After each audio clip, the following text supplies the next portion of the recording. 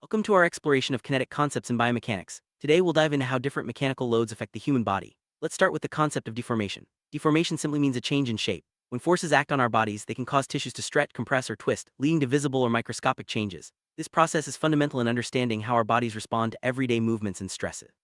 Whether you're lifting weights, running, or even sitting, your body is constantly adapting to these loads. By grasping what deformation is, we set the stage for understanding more complex effects of loading. Now let's move on to see how different types of loading impact our tissues.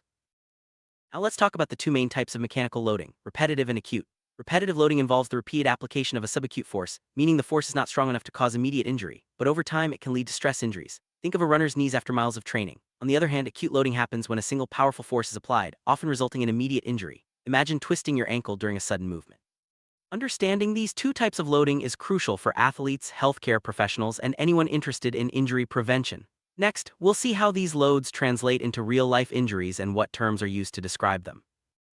Let's clarify the outcomes of these loading types. Repetitive loading, as we discussed, can cause stress injuries over time. The force responsible is called microtrauma, small repeated damage that accumulates. This is common in overuse injuries like tendinitis. In contrast, acute loading causes macrotrauma, single significant injuries such as a bone fracture or muscle tear. Recognizing the difference between microtrauma and macrotrauma helps in diagnosing and treating injuries effectively.